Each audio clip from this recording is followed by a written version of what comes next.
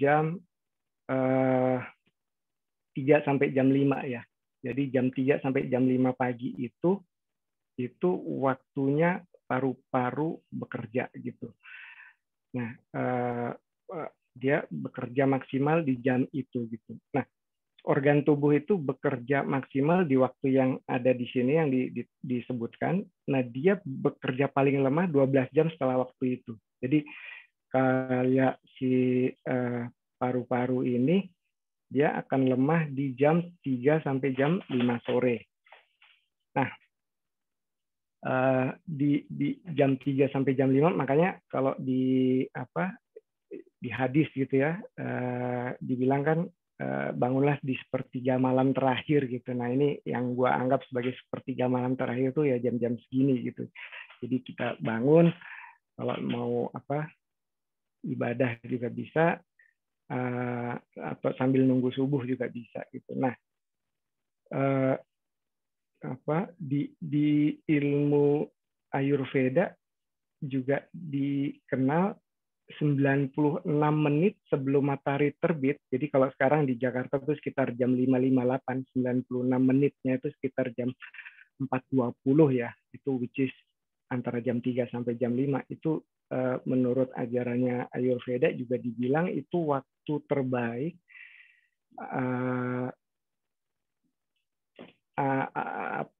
dari alam semesta itu dia masuk ke dalam tubuh kita gitu. Jadi energinya sedang ada perpindahan positif antara alam dengan manusia gitu. Nah, kalau kita pas ada di posisi bangun di saat itu, kita kena di jalurnya itu. Nah, sekarang kan subuh juga sekitar 4.38, 4.40 kan, which is more or less the same dengan waktunya si Ayurveda itu.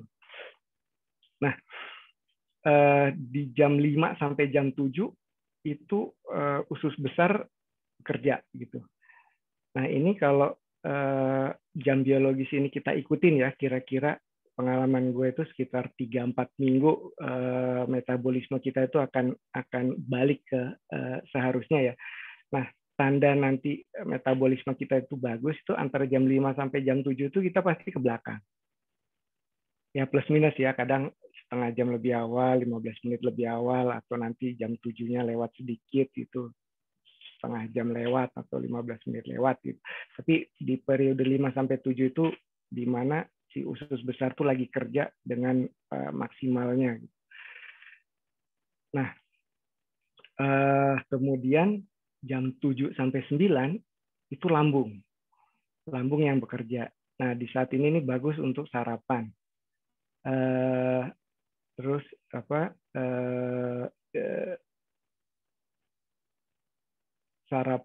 sarapannya juga nanti tergantung sih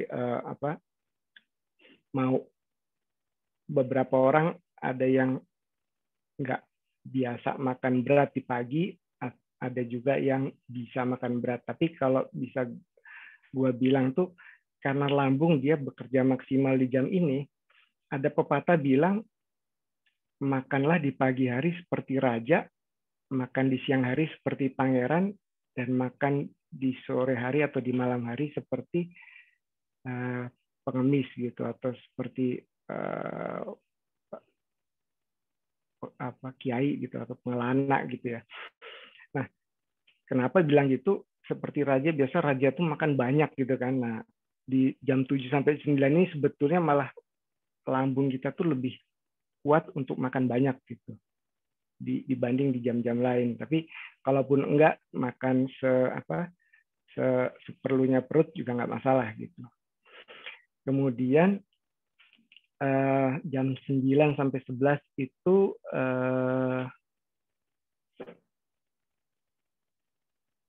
limpa dan pankreas. Dia lagi bekerja karena setelah sarapan tuh nanti limpa dan pankreas dia bantu untuk ngolah ke usus kecil kan ya. Kemudian jam 11 sampai jam 1 itu jantung yang sedang bekerja, sirkulasi ke tubuh darah itu lagi bagus. Nah, cuma dengan kondisi ini sebetulnya darah itu lagi drop ke arah otak gitu. Jadi asupan oksigen juga berkurang karena di saat jam 11 sampai jam 1 itu persiapan sirkulasi darah itu ada di sekitar lambung karena untuk makan siang gitu. Nah, kita bisa lihat jarak antara sarapan, breakfast dengan lunch itu sekitar 3 sampai 4 jam. Jadi kalau kita ngikutin waktunya itu, kita ada waktu yang proper sampai si breakfast-nya properly digest, kemudian kita masuk waktu lunch gitu. Nah, kemudian dari jam 1 sampai jam 3 itu usus kecil. Jadi dari makan siang mulai diolah gitu kan. Nah, usus kecil yang saat ini bekerja dengan maksimal di jam segini. Nah, disarankan ya, dan ini juga hadis kan dia dibilang kalau karena hadis sunnah ya, Rasul kan biasanya siang itu setelah zuhur menjelang asar gitu dia sedikit tidur siang gitu. Kalau orang zaman sekarang kenalnya istilahnya power nap. Nah, itu 15-20 menit. Nah, di sini juga disarankan begitu di Ayurveda juga. Jadi kita disarankan berbaring supaya pencernaan kita bekerja dengan lebih maksimal di situ. Nah, ini yang gue bilang jam 3 sampai jam 5 itu banyakin minum karena di sini kandung kemih sedang bekerja gitu. Jadi di sini detox, kemudian sampah-sampah cair dan sebagainya itu diserap dari anggota-anggota tubuh, kemudian diproses untuk dikeluarkan gitu. Makanya kita perlu banyak minum. Nah, jadi kalau dari pagi, siang sampai menjelang jam 3 itu sebetulnya minum secukupnya aja. 1-2 gelas itu cukup, atau pada saat merasa haus saja gitu. Kita sih sebetulnya nggak terlalu perlu banyak minum di jam-jam antara jam 7 sampai jam 3 sore gitu ya. Kecuali misalnya kita olahraga gitu. Antara jam 6 pagi sampai jam 10 misalnya di situ kita olahraga gitu, kita kehilangan keringat. Nah, di situ kita memang harus ganti gitu. Kalau enggak nanti cairan tubuh kita juga berkurang. Nah, nanti kalau berkurang ngaruhnya juga ke otak gitu. Nah, biasanya ini yang gua amatin ya. Tapi tergantung juga berat badan orang dan kadar lemak badan orang gitu ya. Kira-kira 100 kalori yang kita bakar waktu olahraga itu kita mengeluarkan keringat sekitar 200 sampai 300 ml biasanya ya. Jadi kalau misalnya kita olahraga kan biasanya kalau kita treadmill ada berapa kalori yang kita bakar gitu, atau zaman sekarang kalau pakai smartwatch gitu juga kelihatan kan berapa yang kebakar waktu kita olahraga gitu. Nah, itu tinggal kita multiply aja. Kalau 500 kalori yang kita bakar ya berarti kita butuh cairan pengganti gitu, kita minum banyak 1 liter sampai 1,5 liter. Itu kalau dalam kondisi kita olahraga, tapi di luar itu sih cukup 1-2 gelas cukup sih, 3 gelas sudah top gitu. Nah, justru yang minum banyak itu antara jam 3 sampai jam 5 itu bisa 1,5 liter sendiri sampai 2 liter kalau perlu gitu. Memang konsekuensinya akan sering ke belakang gitu, akan sering buang air, tapi di situ kita lagi dibilas gitu istilahnya. Dan itu sesuai karena setelah jam 3 sampai jam 5 sampai jam 7 itu ginjal yang bekerja. Jadi mereka saling bergantian kerjanya. Nah, di jam 5 sampai jam 7 juga itu waktu yang paling bagus untuk makan malam gitu. Jadi kalau kita makan siang antara jam 11 sampai jam 1, kita ada jarak sekitar 5-6 jam sampai ke makan malam antara jam 5 sampai jam 7 gitu. Nah, dari jam makan malam ini ke jam tidur itu kira-kira kasih waktu 3 sampai 4 jam. Jadi kalau misal kita makan malam jam 7 ya jam 10, jam 11 ya mestinya sih udah bisa tidur gitu. Kalau bisa jam 6 ya berarti jam 9, jam 10. Jadi kasih waktu jarak supaya digestionnya sudah berkurang banyak dari lambung, sehingga dia waktu tidur nggak naik dia asidnya ke atas gitu.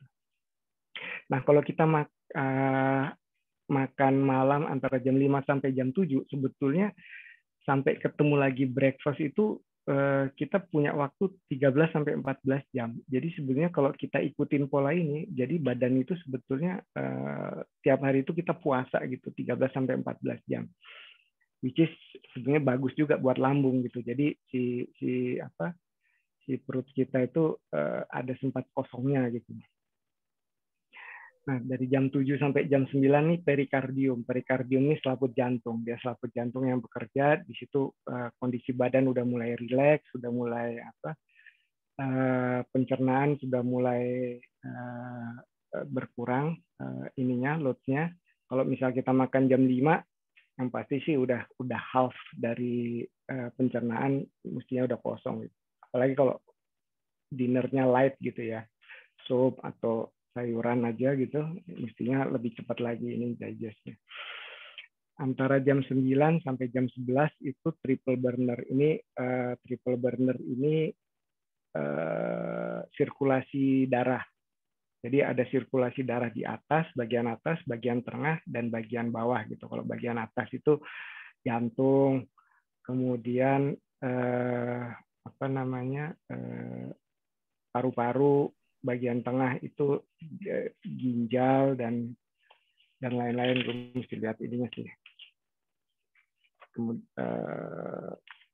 Terus kalau bagian bawah itu usus besar, usus 12 jari yang digerakkan gitu ya. Nah, di antara jam 9 sampai jam 11 ini tubuh udah mulai rileks itu. Jadi waktunya buat tidur udah memungkinkan gitu. Tapi seandainya masih ada kegiatan dan sebagainya, minimum must have sleep itu antara jam 11 sampai jam 3. Nah, kenapa? Nah, karena gini. Antara jam 11 sampai jam 1 itu kantung empedu bekerja. Nah, kantung empedu itu bekerja, dia mendapat cairan kehijauan, kecoklatan itu dari liver, dari hati, itu disimpan di kantong empedu. Nah, prosesnya itu terjadi jam 11 sampai jam 1, jam 11 malam sampai jam 1 pagi. Nah, itu harus terjadi dalam posisi tubuh itu tidur, berbaring, dan kalau bisa deep sleep gitu. Nah, kalau sampai terinterap di situ, prosesnya berhenti. Nah, apa yang terjadi kalau proses berhenti, itu tubuh itu akan merasa capek besoknya gitu. Pada saat bangun pagi itu akan merasa capek, akan merasa fatigue gitu, lelah, lesu gitu. Itu karena terganggu prosesnya si kantung empedu di antara jam 11 sampai jam 1 malam gitu. Kemudian antara jam 1 sampai jam 3 temannya kantung empedu itu liver. Nah, gantian liver yang mendetoks racun-racun dari tubuh gitu. Nah, jadi antara jam 11 sampai jam 3 itu 4 jam minimal, itu adalah must have sleep yang harus kita punya gitu. Nah, cycle-nya akan balik lagi jam 3 sampai jam 5, wake up dan sebagainya. Nah, ini kalau kita ikutin ya, itu pengalaman gue pribadi, tapi mungkin setiap orang akan beda efeknya ya. Itu sekitar 3 sampai 4 minggu metabolisme yang sekarang kita punya akan reset gitu. Jadi kalau sebelum gue nerapin ini, buang air besar gitu ya, misalnya di kasusnya gue, di pengalamannya gue, itu waktunya itu biasanya siang. Nah, itu nanti reset tiba-tiba antara jam 5 sampai jam 7, iya bener juga ya, jam segitu kejadian gitu. Nah, jadi ini yang gue alamin. Nah, kalau yang di kanan ini lebih ke arah, jadi nanti bisa baca sih ya. Cuma gini, penjelasan singkatnya ini ada 5 bagian besar dari tubuh, organ tubuh yang bekerja saling membangun dan mengontrol satu sama lain.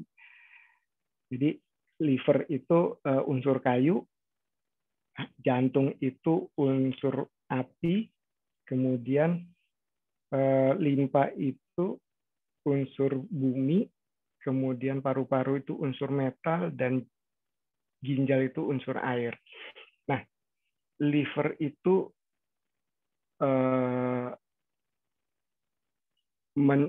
menumbuhkan atau kerja liver yang bagus, dia akan memberikan menumbuhkan kerja bagus untuk jantung. Hal yang sama, kerja jantung yang bagus akan menumbuhkan kerja limpa yang bagus dan sebagainya. Jadi itu siklusnya, muternya gitu. Limpa yang bagus akan mendukung paru-paru, paru-paru mendukung ginjal, ginjal balik lagi ke liver. Tapi antar organ itu juga saling mengontrol. Jadi misalnya liver itu mengontrol limpa. Jadi kerjanya limpa juga nggak bisa terlalu berlebihan karena dia akan dikontrol oleh liver gitu. Kalau sampai livernya terlalu dominan, kita perlu sesuatu untuk membalans di bagian limpanya gitu. Nah, makanan yang cocok untuk organ-organ ini itu sesuai dengan warnanya. Jadi kalau liver itu yang hijau-hijau, kalau yang jantung itu yang merah-merah, kemudian limpa itu yang kuning, paru-paru yang putih gitu. Yang putih itu contohnya jahe itu putih, nasi gitu ya. Kemudian ginjal itu yang warnanya hitam, hitam-hitam, gelap, coklat, biru gitu, terong gitu, kopi, coklat gitu, itu ginjal. Nah, kalau kebalikannya, kalau misalnya contohnya ya, limpanya yang terlalu dominan, liver itu nggak bisa ngontrol, nah kita harus banyakin makanan yang hijau gitu.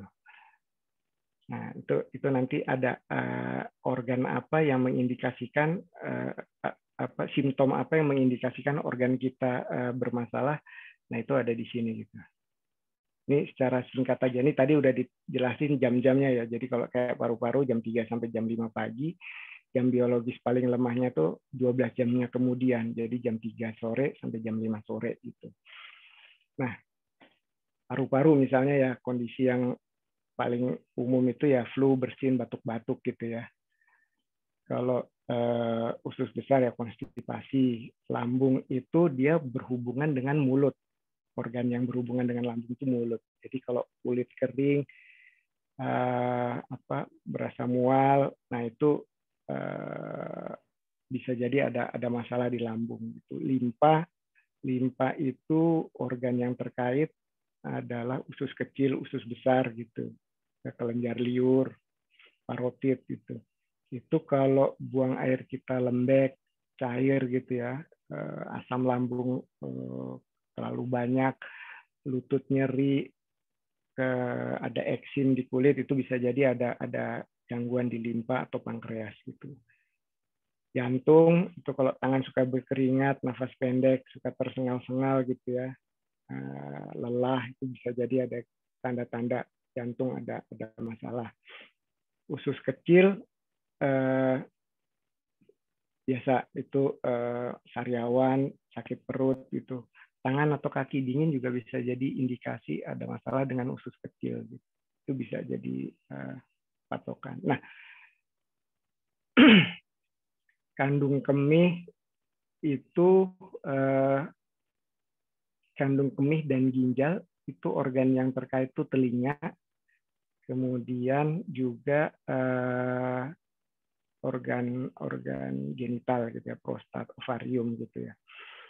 Nah, hidung berdarah, tersumbat, kram, pandangan kabur itu kandung kemih. Tapi kalau misalnya telinga suka berdenging, kemudian ada yang kalau tidur suka kadang-kadang ngompol gitu ya, mimpi pipis tuh ngompol gitu. Nah, itu bisa jadi ada gangguan ginjal. Kemudian suka berkeringat di waktu malam, rambut rontok, lutut lemah gitu. kemudian ada masalah di tulang punggung, tumit atau telapak kaki dingin, atau suka kram kaki waktu malam itu tiba-tiba kram gitu. Nah, itu bisa jadi ada masalah di ginjal. Kantung empedu itu yang paling signifikan itu yang saya bilang, kalau dia keganggu tidurnya antara jam 11 malam sampai jam 1 gitu ya, atau di jam itu masih melek, malah masih makan gitu ya. Nah, yang terasa itu perasaan kelelahan gitu pada pagi hari, itu lelah, lesu gitu. Kemudian bisa jadi juga migrain, pusing, mata merah. Nah, tapi mata merahnya itu sebelah kiri. Kalau mata merahnya sebelah kanan tuh liver gitu. Tapi kalau mata merahnya kiri dan kanan bisa jadi dua-duanya, kantung empedu dan liver gitu. Nah, kalau yang liver ini tanda-tandanya cukup lumayan banyak gitu, kayak ya, kelelahan dan kelesuan sama ya. Kekuatan otot menurun, sakit lutut, yang suka tremor, kemudian ada masalah rematik, kaki suka bergerak kayak ular rattle gitu, atau kalau gue sih bilangnya kayak tukang jahit gitu. Kalau tukang jahit zaman dulu kan kakinya geraknya gitu kan, karena ada engkolnya yang di kaki gitu kan. Nah, itu bisa jadi ada gangguan di liver, termasuk, maaf nih, ini bukan porno ya, tapi gatal di area genital gitu ya. Kalau yang perempuan masalah menstruasi, atau kalau yang laki-laki ada disfungsi ereksi gitu ya, terus kuku mudah patah, mata merah sebelah kanan, itu bisa jadi ada masalah atau gangguan di liver gitu. Nah, ini basic learning kedua tahun 2018 itu tentang Ayurveda yang gue dapat dari dokter Ayurveda, dokter homeopati, dokter Madhavan namanya. Jadi kalau di sini prinsipnya mirip dengan Chinese medicine juga. Jadi energi tubuh itu dibentuk dari 5 elemen dasar itu, ada bumi, air, api, udara, sama space, atmosfer gitu ya. Nah, di sini dia tubuh manusia itu dibagi dalam tiga tipe gitu ya, kapha, vata, pitta gitu. Jadi kalau kapha itu unsur air dan bumi, vata itu unsur udara dan atmosfer, kemudian kalau pitta itu api dan air gitu ya. Nah, ini kaitannya dengan diet akan seperti apa? Kira-kira dilihat dari bentuk tubuhnya. Vata itu orangnya tinggi kurus atau orangnya slim lah, slim, energetik. Kalau jalan cepat, kalau ngomong cepat, nyerepet gitu ya. Kalau mikir juga cepat, belajar bisa cepat, tapi cepat lupa juga. Kemudian tangannya atau kulitnya gampang dingin, kulitnya kering, nah itu vata. Kalau pitta itu orangnya atletis, badannya proporsional, kemudian pencernaannya bagus gitu ya, orangnya disiplin, hardworking, good leader, motivator gitu, orangnya kalau ngomong itu pasti penuh karisma gitu. Tapi dia juga punya skin related problem gitu. Nah, itu pitta. Kalau kapha itu orangnya cenderung gemuk, jadi gemuk, pendek, gemuk gitu ya. Dia akan gampang menjadi overweight atau kelebihan berat gitu. Kalau belajar itu slow learning, tapi dia punya good long term memory. Orangnya easy going gitu. Kulitnya itu lembut, rambutnya itu moist gitu ya, malah mungkin cenderung oily gitu ya. Tapi di sini kalau orang kapha itu dia punya good immunity. Nah, manusia itu kadang kombinasi dari tiga tipe ini. Jadi kadang dia kapha vata, kadang kapha pitta, kadang vata pitta gitu. Jadi ada juga yang balance 3 gitu. Kalau kayak gue waktu itu dicek sama si dokter Madhavan itu, gue balance dari tiga-tiganya gitu. Jadi kadang kapanya yang dominan, kadang vatanya, kadang pitta, tapi balance gitu. Nah, kaitannya sama diet itu kira-kira kalau vata karena dia orangnya slim gitu ya. Jadi disarankan tuh dia makan sehari itu bisa 5-6 kali, tapi dalam porsi yang kecil-kecil gitu. Karena dia cenderung gampang lapar gitu. Kalau gampang lapar, Nah, makan yang porsi kecil, habis itu dia kenyang, bisa 5-6 kali gitu. Pita, karena dia disiplin, kemudian bodinya juga udah proporsional, at least 3 meal per day gitu. Tapi kalau orang pita tuh jangan sampai dia skip breakfast gitu. Dan jangan skip juga meal gitu. Jadi 3 kali meal per hari itu yang optimal buat si orang pita gitu. Kalau kappa itu karena dia udah cenderung gemuk, 2 meal per day, breakfast yang opsional. Jadi yang harus tuh lunch sama dinernya, tapi breakfast yang opsional. Nah, kaitannya sama apa yang mesti dimakan, kalau orang Vata karena kurus, dalam satu piring itu kira-kira 50% karbohidrat masih diizinkan gitu ya. Kemudian yang sisa 50%-nya itu berbagi antara protein, sayur, dan buah gitu. Dan dairy atau produk-produk susu itu kira-kira bisa dapat dalam porsi besar. Kalau pita karena dia sudah balance itu 30-30 lah. Karbohidrat 30, protein, sayur juga 30, sisanya sayur buah, dan produk-produk dairy itu setengahnya dari orang Vata gitu. Kalau Kapha karena dia sudah sudah cenderung gemuk, produk dairy-nya juga kalau bisa nggak banyak gitu, cuma secuil gitu ya. Karbohidratnya juga 30, tapi bisa juga dia berkurang dari 30, porsi sayurnya yang harusnya diperbanyak bisa 40 sampai 50% dari satu piring gitu. Nah, itu juga bisa dicek Vata, Pitta, Kapha itu dari kecenderungan rasa gitu. Kalau orang Vata itu sukanya yang manis-manis doang gitu. Tapi kalau rasa-rasa yang lain itu balance dia. Kalau Pitta itu dua, antara manis dan yang spicy. Orang Pitta tuh suka adventure, suka makanan yang aneh-aneh gitu. Nah, sweet dan spicy lah. Kalau Kapha itu dia lebih banyak sukanya karena semua makanan tuh enak buat dia, nggak ada yang nggak enak. Jadi yang manis yang enak, pahit juga enak, asam enak, spicy juga enak gitu.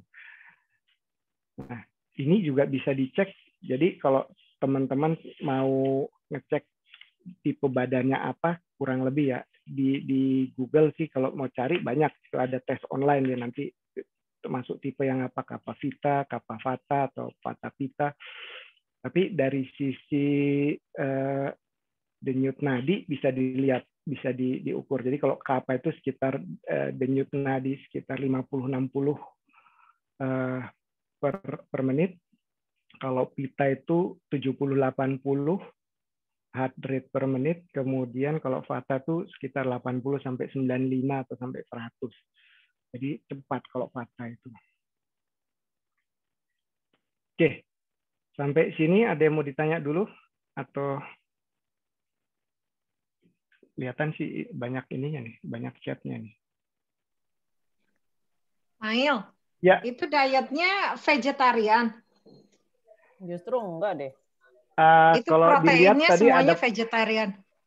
Iya, kalau ngambil referensinya orang India sih ya kebanyakan vegetarian. Tapi kalau yang nggak vegetarian juga bisa sih. Jadi yang penting kan ada porsi proteinnya tadi kan, 30% atau 20%, bisa di situ ada ikan.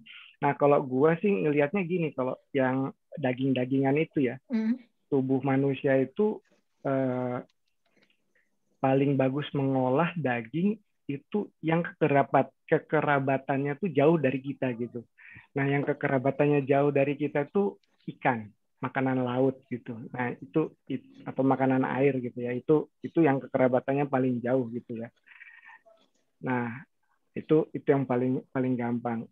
Setelah itu kekerabatan paling jauh kedua tuh unggas. Jadi ayam, kalkun, burung gitu. Nah, itu ya yang dua lah ya, termasuk produk turunannya telur dan sebagainya gitu. Baru kalau masih pengen juga, baru yang berkaki 4 gitu, yang mamalia gitu, entah sapi, entah kambing, entah hewan lain gitu. Nah itu yang, tapi semakin kita mau mendekati vegetarian, sebaiknya sih yang kekerapatannya jauh dari kita gitu. Jadi bisa dimulai kita membatasi makanan yang daging merah, daging berkaki 4 gitu, mulai unggas. Kemudian kalau udah mulai unggas berkurang, ikan, nah baru dari situ kita bisa mulai lepas ke sayuran aja gitu ya. Gitu. Nah, ya. Tadi yang ngomongin siklus, jadi tidur ideal tuh berapa jam sehari Il, buat usia kita? Pokok kalau dari siklus biologis tadi itu 4 jam ya minimal ya, antara jam 11 malam sampai jam 3 ya. Tapi setelah itu tergantung kondisi tubuh ya. Kalau misalnya tubuh capek banget, kalau idealnya sih seumuran kita tuh antara 5-6 jam cukup. Kalau lagi capek mungkin 7 jam, 8 jam bisa ngebalance gitu ya. Atau during weekend karena waktunya lebih relax bisa nambah waktu tidur di sana. Tapi minimum per hari itu antara jam 11 sampai jam 3 itu kalau kita tidurnya deep sleep sebetulnya enough gitu loh. Jadi pagi itu kalau jam 3 kemudian kita bangun atau jam 4 itu bangun juga rasanya sih fresh aja gitu, nggak capek, nggak fatigue gitu. Oke. Terus urusan minum berapa tadi kan memang yang ininya di sore ya apa Iya, jam 3 sampai jam 5. Nah, terus kemarin harus menyambung ke pertanyaan Evi yang waktu di grup sih. Jadi berapa liter sebenarnya dan bagaimana komposisinya gitu untuk minum itu seharinya? Jadi yang dianjurkan kan antara 2 sampai 3 liter kan ya kita ya tubuh untuk ganti cairan. Di luar olahraga ya. Kalau olahraga tadi udah gue bilang kalau misalnya kita olahraga berat berkeringat hebat gitu ya.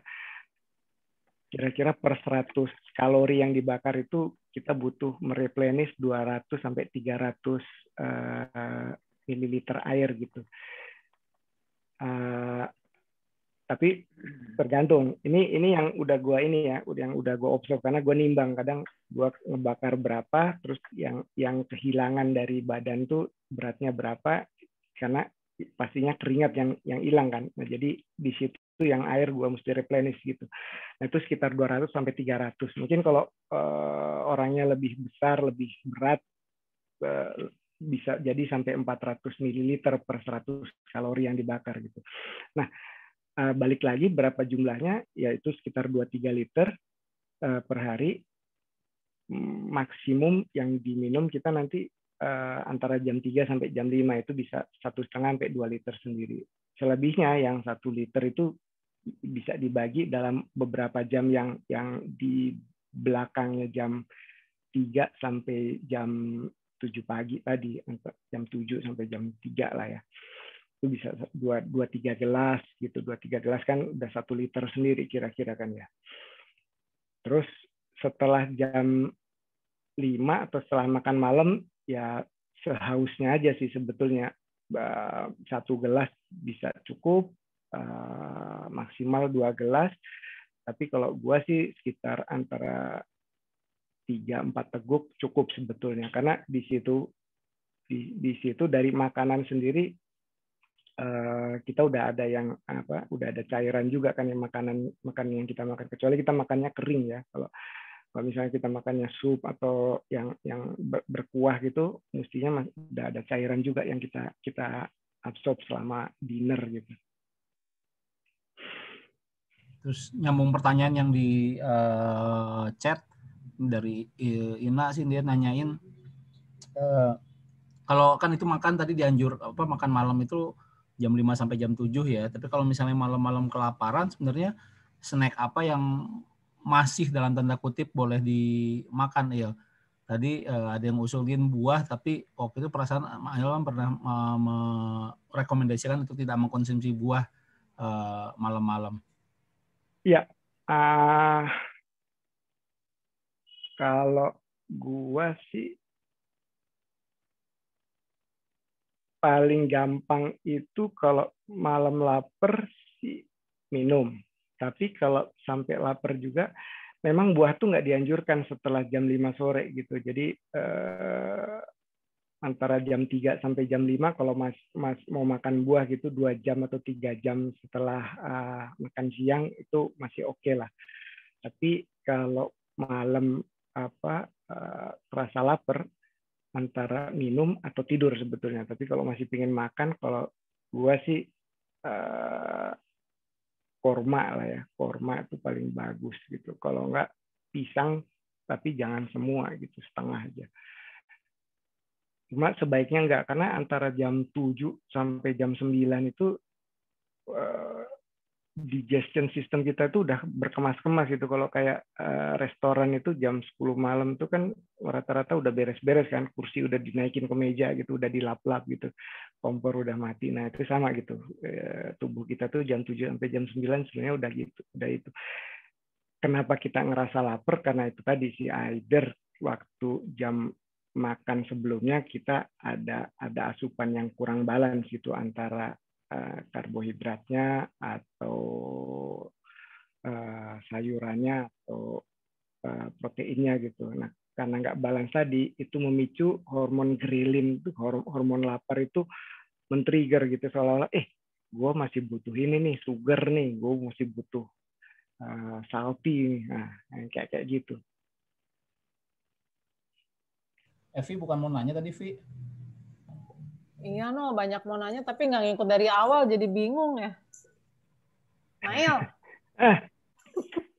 Ya, Mel, aku masih belum ngerasa kejawab sih, Il. Maksudnya pernah baca ya masalah minum, katanya 5% dari berat badan ya, 5% kan. Jadi misalnya kalau beratnya 60, berarti 3 liter gitu. Kalau beratnya 70, 3,5 dan seterusnya. Aku pernah baca gitu, Il. Aku nggak tahu benar apa enggak.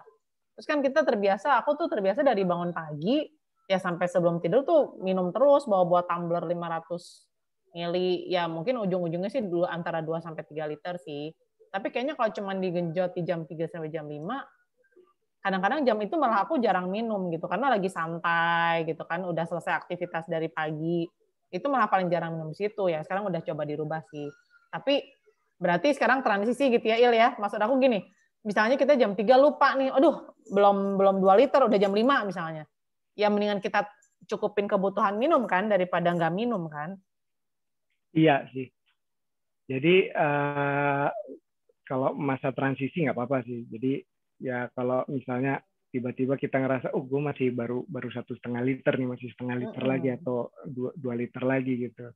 Nah, ya udah, tapi jangan terlalu banyak. Kalau bisa sih dihindari sampai di atas jam 7, karena biasanya kan nanti orang kan antara jam 8, jam 9 atau jam 10 maksimal kan udah mulai tidur kan ya. Jangan sampai masih ada residu air di saluran yang kemudian pada waktu tidur dia mendesak untuk keluar gitu. Nah, kalau nanti ritmenya antara jam 11 malam sampai jam 3 itu keganggu karena kita mesti ke belakang, nah itu malah efeknya domino kan, kantung empedunya nggak kerja full maksimal, terus livernya juga gitu kan. Nah, kenapa dibilang kalau malam kita secukupnya aja, karena sebetulnya memang tubuh itu juga nggak ngerasa haus banget juga sih gitu. Nanti bisa ngerasa sih kalau udah ini ya. Nanti kayak gue ya, kalau habis makan malam juga terus gue nggak minum gitu, nanti paling jam-jam 7 gitu gue minum 2-3 teguk gitu udah cukup gitu. Terus habis itu nggak haus lagi. Oke. Ini masih ada lagi kan, Il? Belum selesai kan? Masih ada beberapa lah. Ini cuma summary aja. Jadi ini kalau yang gue pelajarin dari Ayurveda nih, kalau makanan mentah itu energi prananya itu tinggi gitu. Dia susah untuk dicerna tubuh. Ini jadi, termasuk sayuran, Il? Mentah sayuran termasuk? Termasuk sayuran. Makanya yang gue bilang tadi, ternyata diet gue tuh makan salad mentah itu keliru, karena ternyata ya itu tadi, satu, energinya terlalu tinggi kan susah dicerna kan, jadi perut tuh juga dingin gitu kan. Makanya efeknya ke belakang itu konstipasi, sembelit dan sebagainya itu kejadian. Kalau di gue sih kejadian gitu. Jadi memasak makanan tuh sebetulnya untuk memudahkan pencernaan. Jadi sebenarnya kayak sayur itu ya, nggak usah lama-lama juga, kayak kalau ditumis itu 2-3 menit sebenarnya cukup, asal ada unsur api, unsur panas gitu yang kita berikan ke si sayuran itu cukup gitu.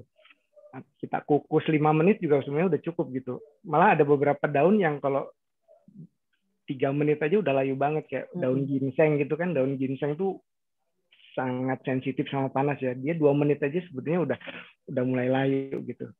Asal kena panas udah cukup sebetulnya. Terus buah waktu itu Capung nanya kan, makan buah campur nasi nggak apa-apa sih, tapi sebaiknya sih dikonsumsi 1 jam sebelum makan, atau kalau mau sesudah makan tuh sekitar 2 jam. Nah, khusus untuk pisang, dia bisa dikonsumsi 1 pisang setelah 1 jam makan, karena dia membantu pencernaan. Gitu.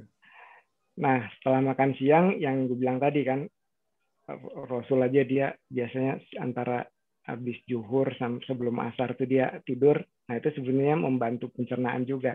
Jadi kira-kira 15-20 menit, 30 menit kita berbaring gitu ya di sisi kanan, karena lambung kan ada di kiri ya. Jadi supaya dia nggak terbebanin kalau kita baring di sisi kiri, jadi kita ke arah sisi kanan. Gitu. Sisi kanan tuh ngadep kanan, Il?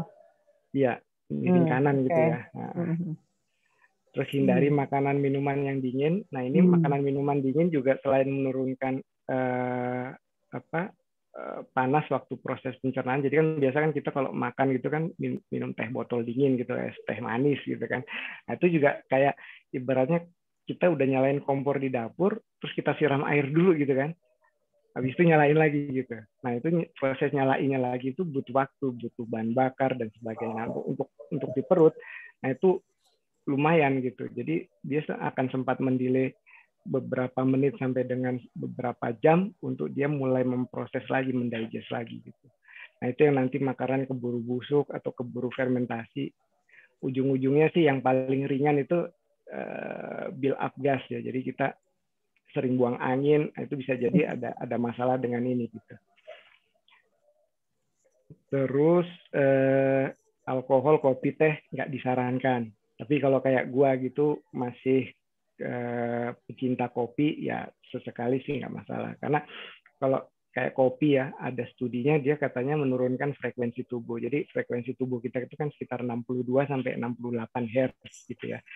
Nah, pada saat dia minum kopi, terus diukur, itu turun antara 52 sampai 58 Hz doang gitu. Jadi lumayan signifikan, karena pada saat frekuensi tubuh ada di 58 Hz, itu kita udah mulai gampang kena flu, penyakit ya, kena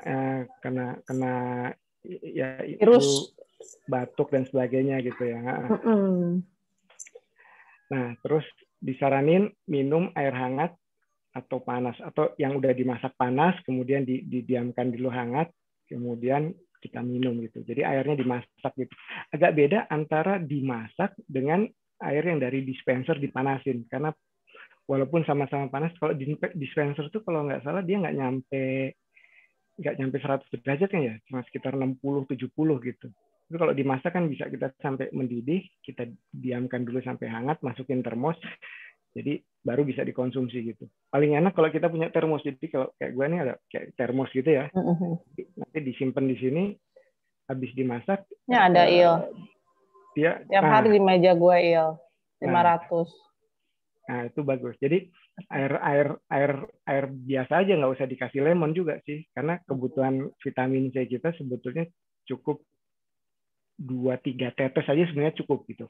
Kalau jadi teorinya tuh infusion gitu. Infusion tuh semakin sedikit yang kita kasih, efeknya tuh semakin besar. Gitu.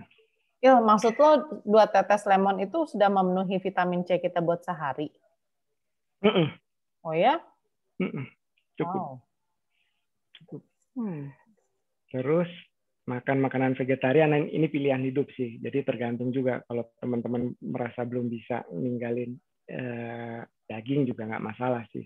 Cuma kalau gue nggak ada daging juga nggak jadi masalah kalau gue pribadi gitu. Jadi kalau sekarang yang seringnya gue nggak makan daging, seringnya makan sayur doang gitu. Tapi kalau pun ada, yaitu gue pilih yang paling jauh. Jadi gue lebih sering makan ikan atau makan makanan laut dibandingkan makan ayam atau makan daging gitu. Jadi kalau nggak makan itu pun nggak masalah. Jadi sayur doang nggak berkurang kualitas makanannya gitu. Bener-bener. Itu berarti ayam sama daging itu beda ya? Daging tuh maksudnya sapi, kambing. Daging merah, Pung, berkaki Daging merah. Itu. Enggak, soalnya tadi ngejelasinnya kan kalau nggak ikan, ayam atau daging. Berarti ayam sama daging itu kategorinya beda gitu ya? Beda, ayam unggas maksudnya. Capung lain orang Sunda pisan, capung. Si capung mah masuk kayak gitu kalau nanya antara rehe sama beneran ayo opo ngaku. Tuh, gua kan tergantung Mail tadi ngejelasinnya ayam dan daging, berarti beda gitu. Ya emang beda. Terus apa? Ini gua ngelihatnya ini loh, apa yang dari Tasik teh apa? Yang manisnya naon ngaranna hilap ih. Kita tempenya ya. Naon sih? Oh ini tempe, ini bikinan sendiri nih, tempe kedelai hitam. Gue mah ingetnya yang penganan dari Tasik yang manis. Apa Iya, sih namanya? Kok gue lupa sih. Bikin sendiri ya? Bikin sendiri? Bikin sendiri. Wah, emang. Buka PO dong. Hah? Buka PO Mail. Nyobain dong buka PO. Jamurnya ini ya apa nyetok sendiri gitu ya? Kan tinggal kacang kedelai direbus terus dikasih biang jamur itu juga sedikit. Jadi kalau 1 kilo kacang kedelai itu paling setengah sendok teh gitu ya, biang jamurnya itu. Biang yang ragi jamurnya ya. berarti ya? Ada searching aja mereknya. Kita mau pada bikin sendiri enggak semari Kamail lah Alah mending POW Kamail. Ya, sorry ya kalau pas bikin gua kasih info ya. Luar biasa loh Mail loh. Ini kedelai hitam yang buat kecap bukan? Lu dulu jurusan apa sih ya kuliah? Jago amat. Hah? Perjuangan sehatnya keren Mail man. Ini tadi udah dijelasin turunnya 30 kilo gimana, gue ketinggalan itu tuh penting tuh. Ya itu di awal tadi udah dijelasin. Aduh. Sebelum masuk ke siklus itu tadi, siklus jam tadi itu perjalanan hidup Mail. Il nanti private ya Il. Boleh. Tapi mana ulah cemburu. Nah, terus lanjut ya. Ini kalau dari Ayurveda yang gue pelajarin gitu, kalau bisa makanan itu jangan yang sudah yang udah disiapkan lebih dari 3 jam gitu. Jadi kalau bisa sih fresh gitu. Jadi emang kadang agak menyalahi kan kalau kita makan di restoran kan kadang-kadang udah masak berapa jam sebelumnya kan, kayak di rumah makan Padang aja kan pasti udah yang dari pagi gitu kan, atau dari kemarinnya kan dipanasin lagi gitu. Nah karena makanan yang udah dimasak lebih dari 3 jam atau yang kemudian dipanasin lagi itu sifatnya toksik sih buat tubuh gitu. Aduh ngeri banget ya Il. Il kalau dipanasin microwave gimana Il? Sama juga ya? Sama juga. Jadi makanya lebih enak itu masak tuh porsinya kecil. Emang susah sih kalau buat ibu-ibu kan kadang-kadang males kan masak. Enggak, mbak gue bukan gue. Mail gue nggak bisa. Gue masak buat seminggu Il. Masuk freezer. Nyalip. Kalau setengah matang boleh dong, Il. Setengah matang terus di froze gitu. Nah itu ada tuh nomor 12 frozen food itu sama dengan diet itu. Ya. Energi gone. Energi gone. Gimana dong? Pantesan gue nggak kurus-kurus. Ya udah pop mie ukuran kecil, Lip. Salah. Bisa kan gue nggak bisa masak tiap hari, Vi. Kamu udah gini makan mesti jam 7 malam kapan masaknya coba kalau mesti fresh mah atau benar catering. Nah, catering kan masaknya pagi, sarwaken nggak semua mahal. Matakan Lip tinggal di badan orang jeung si Mail. Orang malah protes soalnya. Makanya gue pas baca ini, oh damn, I cannot do this. Tapi tenang, kayak frozen food aja, ya istri gue juga kadang-kadang nyetok gitu di freezer gitu. Dan kita juga baru aware. Jadi ada beberapa poin yang gue juga baru aware sih kayak. Frozen food itu energi kurus mah pakai nomor 15 tapi entong dibuang kulitnya. Dibuang justru disarankan untuk dibuang, sementara selama ini gue makan jeruk teh langsung karena katanya bagus. Nah, Nggak pernah jadi dibuang kulit arinya aku teh. Oh, Ya kalau salak mah jelas atau salak dibuang masih. eta mah. salak, kalau kacang kan ada kulit arinya juga kan ya. Deep fried, oke lah nah, ya. Terus apalagi dibuang. makanan Deep berbiji. fry sih udah nggak pernah aku mah. Cabai, Udah tomat, Itu dibuang. rempah-rempah gimana, Il? Atuh bikin rendang nggak enak kalau nggak full. masak itu rendang kok mau 7 jam. ya. Hah. Nah, itu tergantung lagi sih kalau nantinya udah mengarah ke weight loss gitu ya, itu rempah-rempah itu kan sebenarnya menambah rasa gitu kan, dia itu jadi memancing pengen nambah makan. gitu. Makanya kalau dari konsepnya ini kalau mau weight loss ya ini aja cuma untuk tasting doang gitu loh, jadi untuk nambah rasa doang gitu. Ya kalau belum bisa mengurangi bumbu nggak masalah sih. Kalau masaknya pakai air fryer gimana? Air fryer nggak pakai minyak kan ya kalau air fryer ya, kalau pakai sedikit, cuma spraying, cuma lebih dikit, tapi tetap high temperature ya. Itu tuh mirip oven benernya air fryer tuh. Nggak masalah sih, itu mirip sama grilling sebetulnya kan ya, mirip dibakar sebetulnya. Nah, ada satu miskonsepsi. Mail tuh, bawang dalam makanan hanya untuk flavor. Kumaha tah yang doyan bawang goreng, ayo. Betul. Nah, ini miskonsepsi nih. Jadi selama ini kita merasa bawang itu bagus untuk kesehatan. Tapi ternyata bawang putih, bawang merah itu sama. Jadi kalau bawang itu kita makan, itu sebenarnya dia toksik gitu. Jadi bawang itu sebenarnya cukup untuk flavor gitu. Jadi kalau di minyak gitu ya. Makanya sebaiknya jangan dicincang halus gitu, karena kalau dicincang halus kan susah kan nanti misahinnya kan. Kemakan kan. Bagusnya sih digeprek aja jadi masih kelihatan utuh bawangnya. Karena kan dia untuk seasoning aja kan. Jadi oilnya itu ada bau-bau bawang gitu. Oh berarti Chinese food tuh bagus ya, kan si bawang putihnya digeprek. Digeprek gitu. Tukang nasi goreng kan juga cuma digeprek gitu kan. Gue berarti selama ini meracuni diulek, di blender malah. Kalau banyak berarti selama ini meracuni anak gue sih ya, setiap kali makan burger teh kan pada nggak mau bawang, kata gue teh enak itu teh makan. Itu bawang bombay termasuk ya?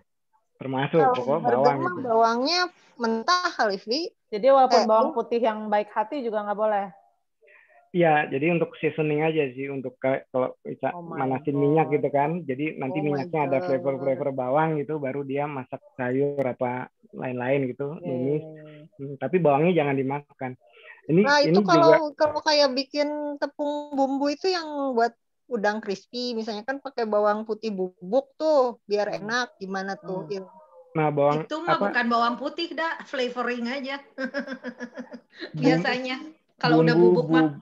Bumbu bubuk juga sebetulnya tidak disarankan gitu, karena bumbu bubuk itu nanti pada saat dimakan gitu ya, terus kemudian diproses terserap gitu ya, itu dia gampang menggumpal di darah gitu, yang begituan gitu. Horor pisan ya. Jadi sebaiknya bumbu alami sih gitu. Jadi kayak misalnya lengkuas, kunyit gitu, bagusnya sih alami aja, diparut gitu kan kunyitnya, atau kalau nggak digeprek juga nggak masalah sih. Yang penting kan kita dapat flavornya kan, dapat warnanya gitu. Nah, kayak garam. Jadi kalau makanan Jepang ya Il ya, nggak pernah pakai bumbu gitu ya? Jepang tuh makanya orang Jepang panjang-panjang umur kan, sehat gitu, karena dia makanannya dia makan lauk gedenya. Tapi dia banyak itu daun bawang gitu. Itu daun bawang itu termasuk bawang-bawangan. Dia termasuk sayur sih kalau daun bawang, karena daunnya kan. Rempah, Il. Dia termasuk daun sih, nggak apa-apa kalau daun bawang sih dimakan karena masuknya sayur dia. Nah, garam, madu itu kalau misalnya mau ditambahkan ke makanan tuh pada langkah terakhir. Jadi kalau misalnya kita masak gitu kan, itu setelah apinya dimatiin, tunggu sebentar sekitar 30 detik gitu, 1 menit, baru kemudian garamnya ditabur, diaduk gitu. Nah itu yang masakan yang dibakar gitu kan, ada udang bakar madu, ayam bakar madu, itu gimana ya?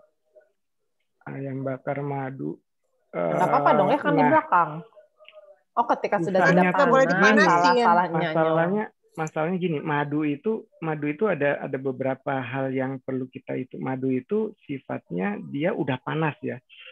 Jadi dia kalau dia kena panas lagi dia toksik. Jadi kayak yang kemarin Iman tanya gitu kan, minum air lemon panas pakai madu kan. Dia bilang tunggu sampai anget dulu baru ditambah madu gitu. Jadi dia kalau kena panas dia jadi toksik. Ditambah madu itu juga keras. Jadi kalau bisa nyendok madu itu jangan pakai sendok metal. Jangan logam. Karena dia nanti menggerusi logamnya gitu. Nanti jadi logam berat juga jadi buat racun. tubuh gitu. Oh, iya itu aku tahu sih, tapi nggak tahu kenapa. Sendok kayu atau sendok plastik biasanya. Iya. Gue pakai sendok semen. Boleh sih. Besi, man. Ini kondisi ideal, jadi nggak usah ditanya detail-detail. Yang masih hobi makan padang, ini gimana? Kenapa ke padang santan diangetin? Atau ngarah-rama buat betul. Udah gue mah nggak banyak tanya, semua yang dijelasin Mail jelas gue langgar semua sih. Butuh ilmunya, prakteknya nanti belakangan. Plus kabeh gitunya, ya hente gitu. Alah kabeh racun orang dahar. Nah, ini rekomendasi cara masak untuk tipe-tipe energi tadi, Vata, Pitta, Kapha tadi. Jadi kalau Vata itu kan yang kurus kan, Pitta itu yang proporsional energinya, Kapha itu yang cenderung gemuk gitu. Nah ini modus cara masaknya yang lebih kurang cocok untuk badannya gitu. Vata mah urang. Ya maneh jangkung tah.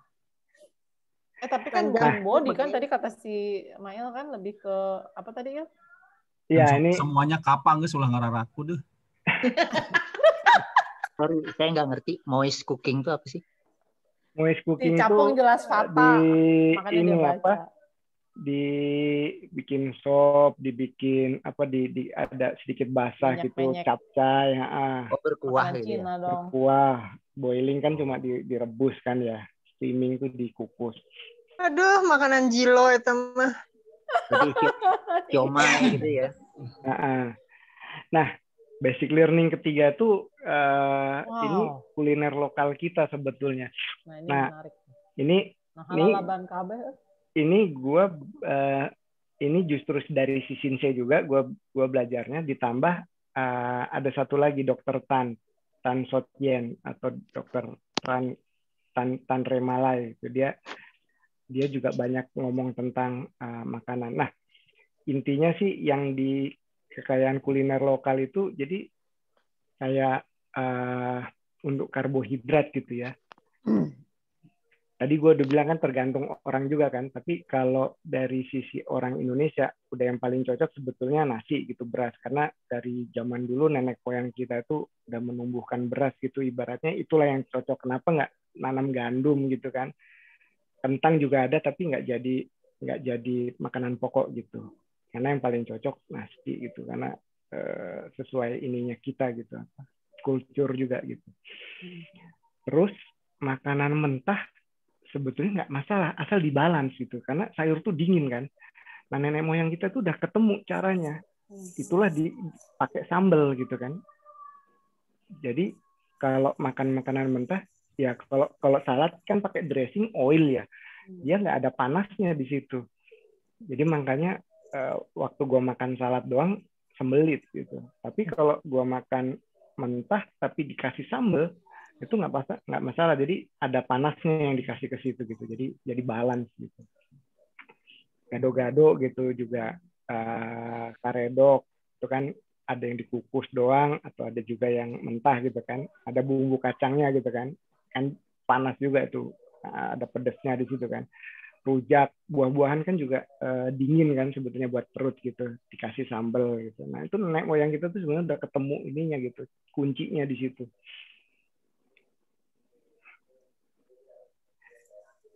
Nah ini kalau ini gue ambil dari ininya Dr. Tan, ini salah satu juga yang banyak yang mispersepsi juga, susu gitu kan zaman dulu kan paling itu untuk orang yang udah tua gitu kan, susu kalsium gitu, karena untuk mencegah osteoporosis dan sebagainya.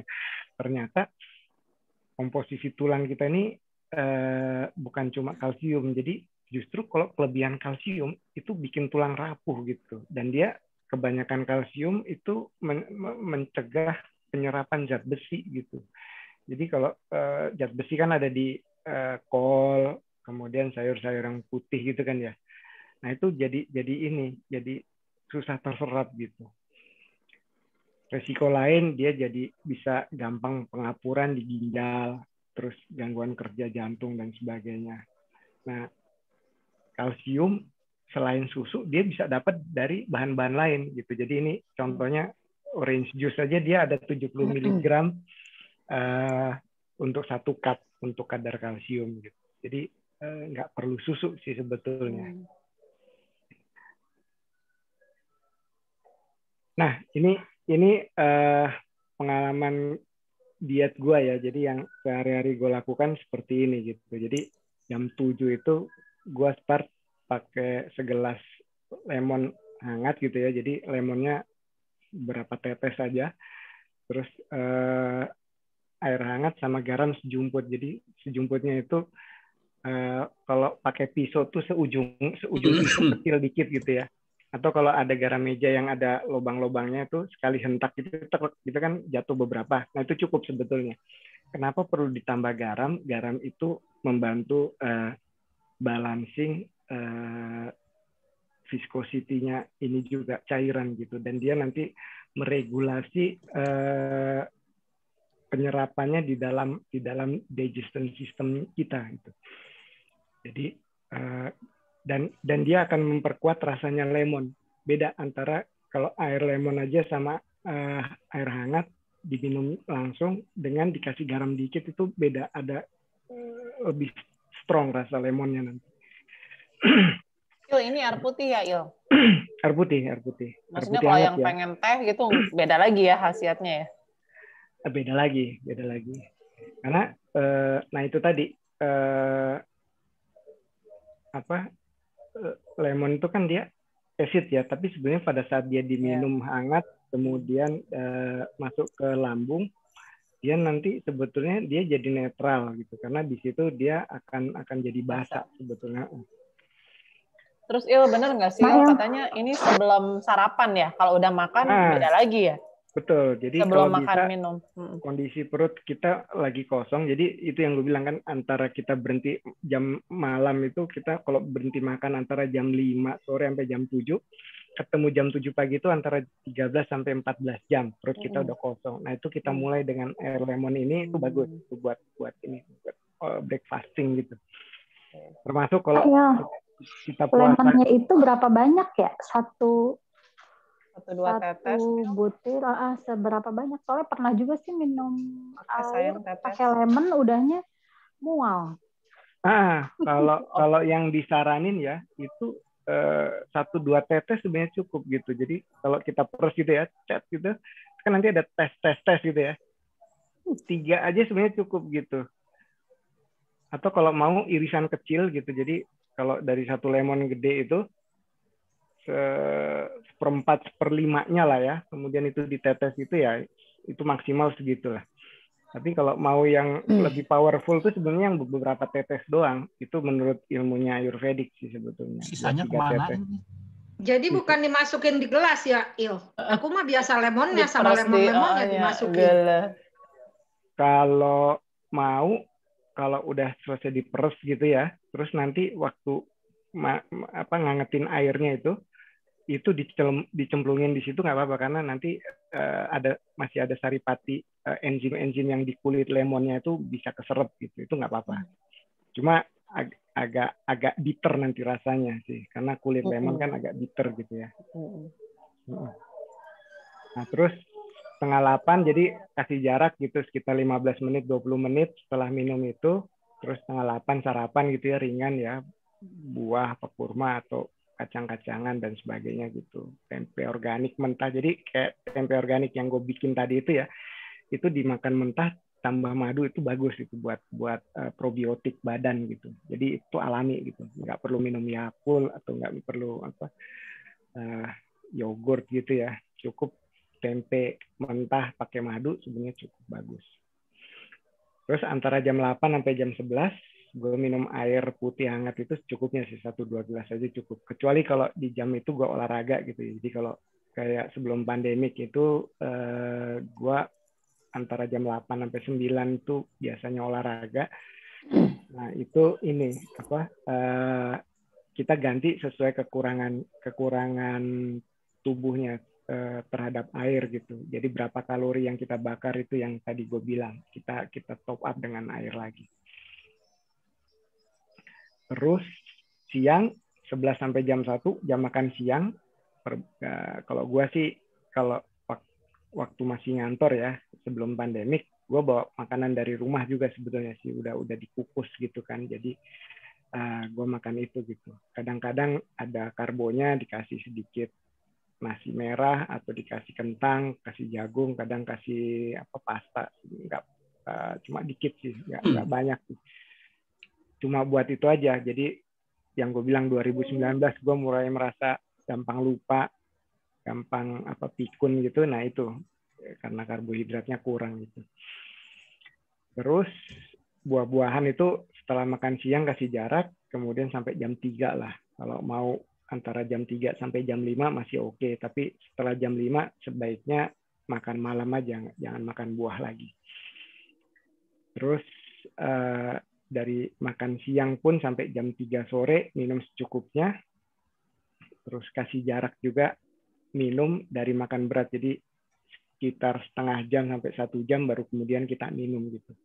Karena jangan sampai langsung minum juga. Jadi ibaratnya kalau minum itu kan kita nyalain kompor tadi itu terus kita siram air kan mati lagi apinya gitu. Jadi pada saat lambung lagi kerja terus kita tuang air tuh kayak nyiram si lambung lagi gitu. Nanti prosesnya dia ram up lagi untuk naik jadi optimal lagi untuk mendigest sisanya gitu. Nanti beberapa makanan terutama yang kalau misalnya ada makanan manis keburu dia rotten atau fermented nanti yang ada timbul gas gitu. Jadi kalau tiba-tiba siang itu kita banyak buang angin itu bisa jadi karena prosesnya ada yang salah waktu makan juga gitu.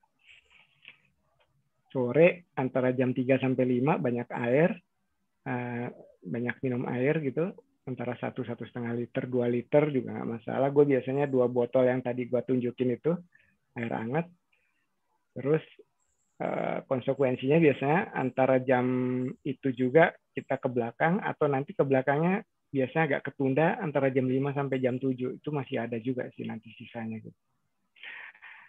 Malam makan malam antara jam 7 sampai jam 9 usahakan sih yang ringan sih, yang light gitu. Jadi misalnya sayuran yang dimasak gitu atau sup itu udah paling bagus sup gitu ya. Jadi berkuah, kita dapat airnya dari sup, jadi nanti nggak perlu terlalu banyak minum.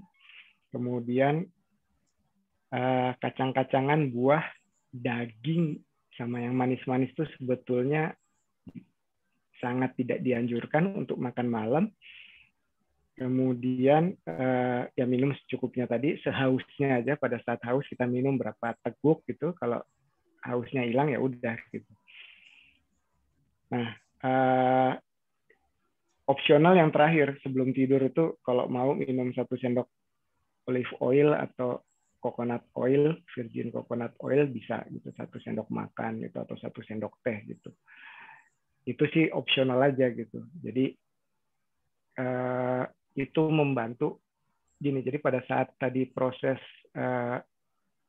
tubuh itu cleansing sama detox gitu, nanti dia termasuk melumasi bagian-bagian tubuh, bagian-bagian digestion system gitu. Jadi nanti pada saat paginya dia keluar itu lebih smooth juga gitu keluarnya gitu, nggak susah, nggak keras, nggak sembelit gitu. Jadi itu nanti ada efeknya ke situ sih. Tapi kalaupun enggak juga nggak masalah gitu. Karena biasanya kalau kita minumnya bagus gitu, nanti sekresinya juga dia mengikuti gitu. Kalau kurang minum, biasanya nanti sekresi kita itu agak hancur gitu. Jadi kalau keluar begitu kena air gitu langsung buyar gitu, nah itu biasanya ada masalah sama minum gitu. Kalau dia bagus tuh dia lembek atau keras gitu ya. Makanya dibilangnya ngebom tuh karena pada saat jatuh tuh bunyi ngebom gitu.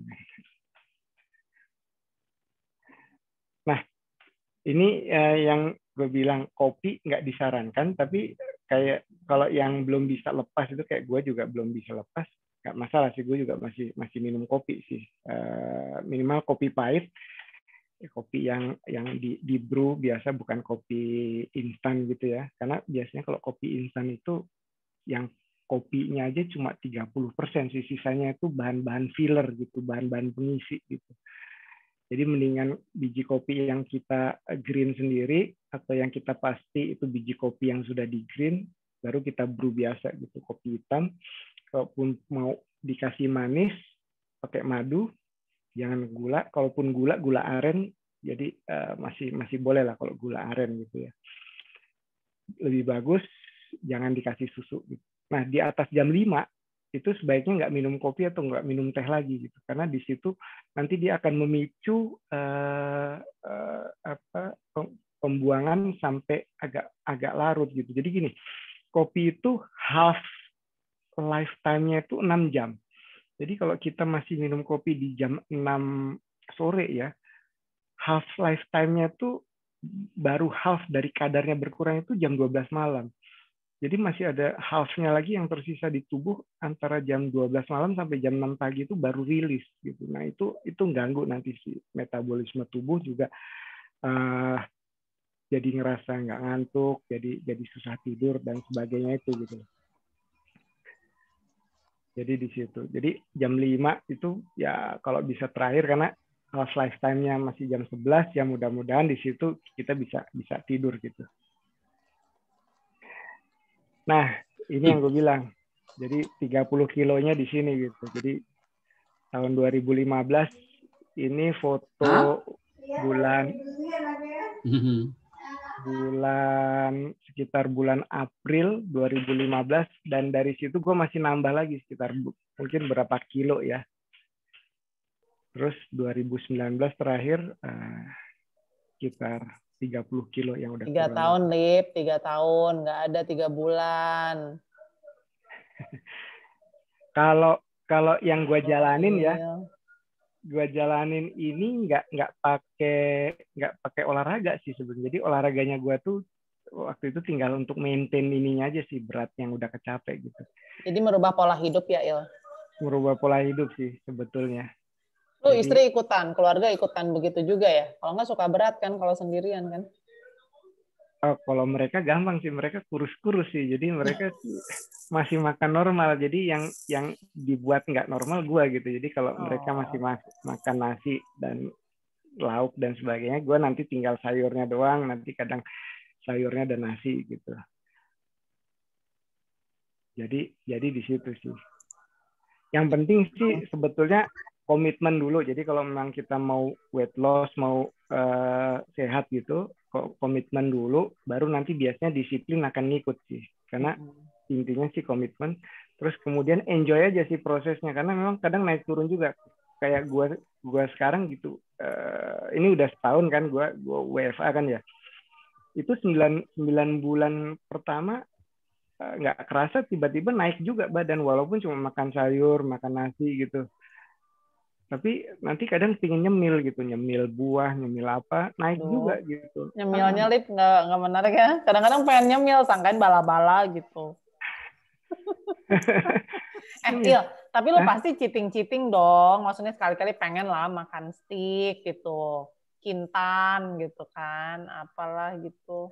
Dari mukanya sih enggak, Vi. Oh ya, Lip. Aduh, ya udah deh, maaf. Kalau susahnya gini, kan kalau udah agak lama menjalanin gini, ya? Itu nanti terkalibrasi lidahnya. Jadi kayak misalnya di rumah sih masih sering masak Indomie gitu ya. Terus gue kadang nyicip juga gitu, semangkok kecil gitu kan, semangkok kecil lah, nyicip lah daripada udah dimasakin terus nggak dimakan gitu kan. Tapi nanti setelah 2-3 sendok ngerasa mual gitu karena micin dan sebagainya tuh terlalu kuat gitu ya. Jadi udah habis itu gue selesaiin, terus gue mesti balance gitu pakai sesuatu yang menetralisir rasa mual tadi gitu ya. Biasanya sih pakai buah gitu, pakai buah atau pakai sesuatu yang agak manis gitu, korma gitu ya. Udah habis itu ini lagi gitu, tapi udah nggak ini gitu, nggak. Kadang-kadang misal lagi kepengen ya beli nasi uduk, depan rumah gue tuh ada jualan nasi uduk di depan, kadang beli juga ya sekali-kali sih. GoFood juga nggak masalah, makan Padang, tapi nggak yang kepingin banget juga gitu. Kali-kali itu seminggu sekali, sebulan sekali. Kita cari celah mulu nih. Gue sekali-sekali seminggu 3 kali. Lu sekali-kali diet, sisanya makan banyak. Justru gue misteri, gue tuh nggak pernah makan nasi Padang. Berapa tahun coba? Tetap aja, Il. Jadi masalahnya di mana? Berarti sesuatu makanan yang di luar makanan Padang yang di sana enak gitu, Lid. Kayaknya lebih ke nyemil. Steak kali di sana, steak kali makannya steak. Enggak sih, gue sih ngerasanya apa ya, emang nggak gerak aja sih. Il, udah selesai nih, Il. Udah nih, udah terakhir sih. Jadi intinya sih kalau lakukan yang kita rasa enak dan nyaman sih. Jadi kalau sampai kita nggak enak, nggak nyaman, biasanya badan juga nggak continue dia nanti gitu. Il, terus lu emang langsung bisa begitu, Il? Atau prosesnya berapa lama tuh sampai comfortable gitu sama lifestyle yang kayak gini? Ya itu yang tadi di awal gue bilang percobaannya 2 bulan. Jadi 2 bulan itu sampai gue ngerasa siap, habis itu jalanin officially gitu loh. Jadi 2 bulan nyoba gitu. Karena kalau gue nggak nyaman, nggak enak, gue akan bilang nggak, berat gitu. Tapi waktu itu gue bilang bisa nih. Jadi waktu itu karena belum ada ilmu yang lain-lain kan. Jadi ya udah makan sekenyang-kenyangnya tapi sayur gitu. Jadi waktu itu kadang bisa sebakul sendiri sayur gitu, makan sayur kalau siang gitu ya. Yang penting kenyang. Nah, jadi dari situ baru mulai sayurnya nggak banyak sampai akhirnya ya secukupnya aja gitu. Karena sebetulnya kan makan untuk hidup kan, bukan hidup untuk makan sebetulnya. Masa sih? Oh. Il, tadi gue yang habis makan siang tidur itu lah apa nggak apa-apa? Emang bukan yang nggak boleh langsung tidur habis makan? Enggak. Jadi kalau siang, karena di waktu siang itu nanti ini kan gue share ya nanti ya. Nanti di yang ada table organ-organ dan waktu kerjanya itu ada penjelasannya sih. Cuma kalau yang bisa gue baca sedikit itu, sebentar ya, gue buka ininya ya. Pada saat antara jam 1 sampai jam 3 itu ya, setelah makan itu kan usus 12 jari yang lagi kerja gitu ya. Nah, di sini tuh energi itu akan lagi turun gitu sedikit gitu. Nah, karena dia akan terpusat di area digestion.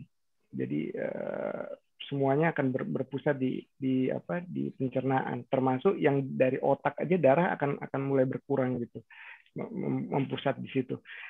Termasuk di antara jam 1 sampai jam 3 itu kalau bisa jangan olahraga, kemudian jangan kerja fisik yang berat gitu ya.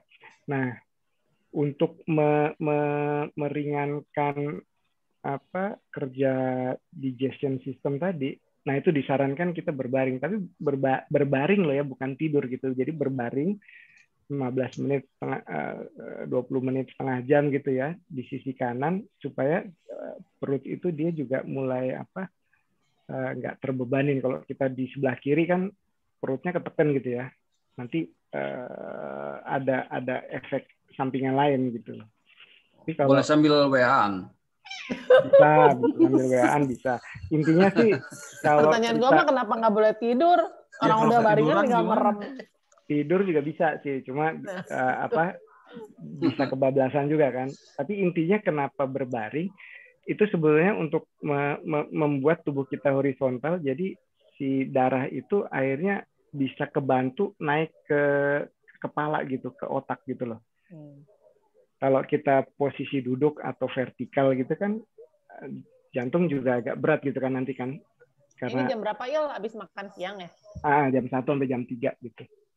Ini habis makan siang langsung berbaring atau gimana, Il? Gue kudu mikir nih, soalnya jam break makan siang gue kan cuma 30 menit. Nggak keburu.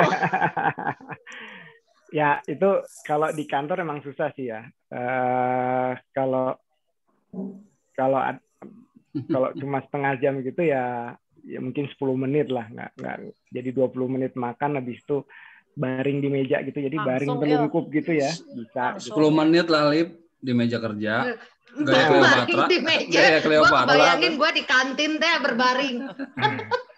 Jadi kalau di kantor itu karena biasanya kita cuma ada desk gitu ya, itu ya selungkup gitu ya, selungkup di meja gitu.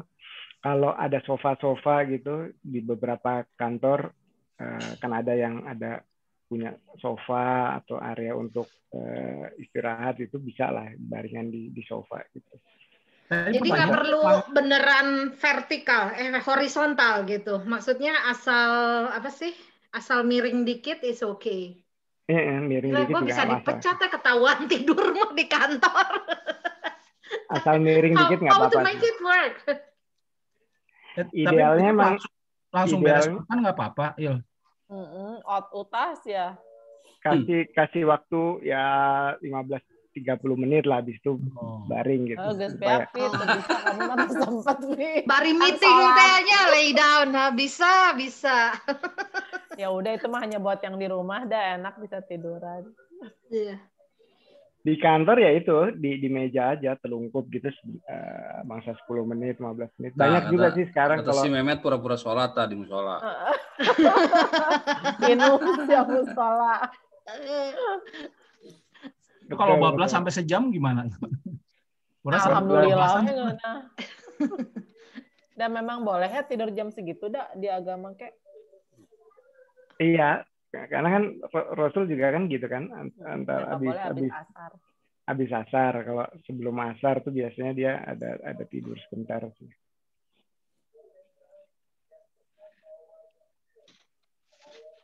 Mail itu makan, tapi tetap makannya sesuai dengan kalori suggestion ya. Maksudnya jangan mentang-mentang 30% tapi makannya satu piring nasi, satu piring sayur, satu piring daging. Itu kan jatuhnya 3 piring jadi kan, bukan 1 piring. Kan tergantung 30% dari apa gitu Nyafi, maksud kamu. Iya kan cuma 30% deh, tapi piringnya yang segede kampak deh. Maksudnya porsi 1 piring, jadi nanti proporsinya 30% karbo, 30 veg dan 30 protein gitu ya. Tapi nanti total 1 piring itu tergantung kebutuhan kalori tubuh juga gitu kan. Yang tadi dibilang. Kalau itu dalam, gue kan biasanya ngitung kalori ya. Itu tuh 30% in term of kalori atau in term of gram berat. Ngerti nggak? Iya.